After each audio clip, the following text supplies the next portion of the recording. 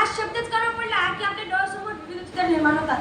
अनेक तज्ञांचं असं मत आहे की AI म्हणजेच कृत्रिम बुद्धिमत्ता हे त्या हितासाठी चांगली आहे, तर कित्येक बुद्धिजीवींचं असं देखील मत आहे की AI म्हणजेच कृत्रिम बुद्धिमत्ता हे त्या हितासाठी वाईट आहे. खरं आहे तरी काय, चांगलं की वाईट हे शब्द रूपांतरणासाठी उभा आहे. मी स्पर्धा क्रमांक 45 विषय मांडतोय AI काळाची गरज, पण पुढे काय भलं मोठं प्रश्नचिन्ह.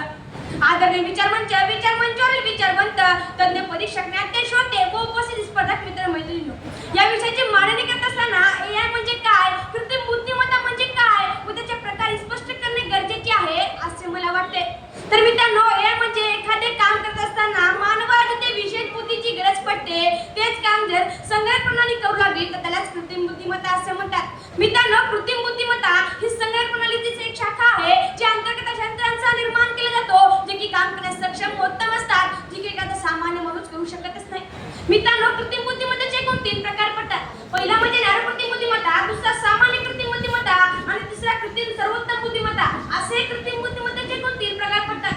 तर सर्वप्रथम नॅरो कृत्रिम बुद्धिमत्ता म्हणजे काय, दिलेले काम हे उत्कृष्ट रीतीने करू शकतो व लवकरात लवकर करू शकतो म्हणजे नॅरो कृत्रिम बुद्धिमत्ता.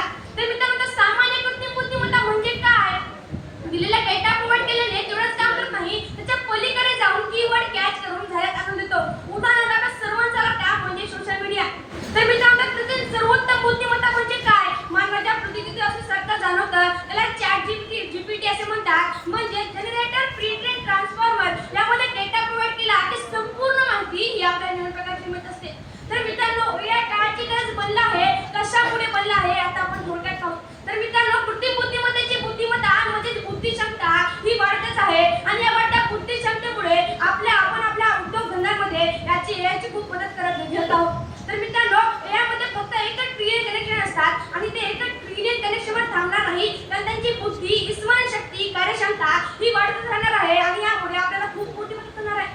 सर, पृथ्वी तलावर सर्वात बुद्धिमान कोण, असा जर कोणी प्रश्न विचारला तर उत्तर असायचे की माणूस, पण याच्या वाढत्या बुद्धिक्षमतेमुळे त्याला सगळ्यात बुद्धिमान मानला जाणार आहे आणि यामुळे आपण आपल्या दैनंदिन जीवनात सुद्धा याच्या अचूकप्रमाणे वापर करू शकणार आहोत. मित्रांनो, यामुळे शिक्षा में विस्तार होगा, चमत्कार भी होगा, नए तकनीक होंगे, नए तरीके होंगे, समझाने के और भी सलीके होंगे, वाह भाई शिक्षा में तो आविष्कार ही होगा. मित्रांनो, जे काम माणसाकडून होणे अशक्य आहे, तेच काम AI हे लवकरात लवकर करून देणार आहे, म्हणजेच लवकरात लवकर म्हणजे एकच क्षणात. मित्रांनो, याचा उपयोग वैद्यकीय क्षेत्रात सुद्धा अचूक प्रमाणे होताना दिसून येत आहे. म्हणून या काळाने AI काळाची गरज बनला आहे असे मला वाटते. तर मित्रांनो, आता आपण यामुळे पुढे काय होणार आहे हे थोडक्यात पाहू. सर, आजच्या काळात आपण गुरुसाठी आधार व्यक्त करताना म्हणतो की गुरुर् ब्रह्मा गुरुर्विष्णू गुरुर्देवो महेश्वरा, गुरुर् ब्रह्मा गुरुर्विष्णू गुरुर्देवो महेश्वरा, गुरुर् साक्षात परब्रह्म तस्मै श्री गुरुवे नमः, गुरुर् साक्षात परब्रह्म तस्मै श्री गुरुवे नमः.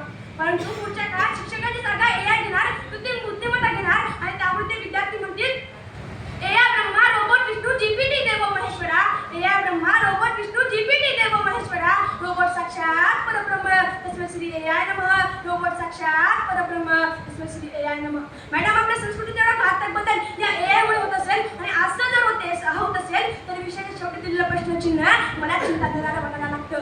मित्रांनो, याच्या वाढत्या बुद्धिक्षमतेमुळे नोकरी आहे 47% कमी होणार, कारण AI हे माणसाच्या जागी काम करणार आणि त्यामुळे बेरोजगारी खूप वाढणार आहे. मित्रांनो, पुढच्या काळात AI हे माणसाच्या अधिक बुद्धिमान होऊन माणसासमोर एक प्रतिस्पर्धक म्हणून उभा असणार आहे. पुढच्या काळात सगळ्यात बुद्धिमान AI, मग दुसऱ्या नंबर माणूस असं म्हणावं लागतं की काय, भले मोठ्या प्रश्नाची उभं राहताना दिसून येत आहे. मित्रांनो, जे काम माणसाकडून अशक्य आहे ते काम AI लवकरात लवकर करून घेणार. परंतु मित्रांनो, सायकॉलॉजी समजून टेक्नॉलॉजीचा निर्माण केला जातो, टेक्नॉलॉजीचा वापर करा, नंतर टेक्नॉलॉजी तुमचा वापर करणार आहे, मोठे आव्हान आपल्या समोर आहे. म्हणून मला म्हणावंसं वाटतं AI के उपयोग को बंद करता ला, तो पूरी लाईफ झिंगाला ला.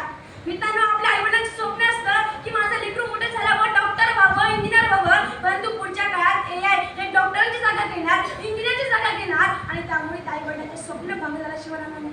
मित्रांनो, जे काम माणसाकडून होणे अशक्य आहे तेच काम AI लवकरात लवकर करून देणार. परंतु जर माणसाने ठरवलं की हे काम मला करायचंच आहे, अशक्य गोष्ट मला शक्य करून दाखवायचीच आहे, तर मग त्याला कोणी थांबवू शकणार नाही. मग याची काय गरज आहे, कारण सर कोशिश करने वालों की कभी हार नहीं होती या युक्तीचा आपल्याला सोनं करता आलं पाहिजे.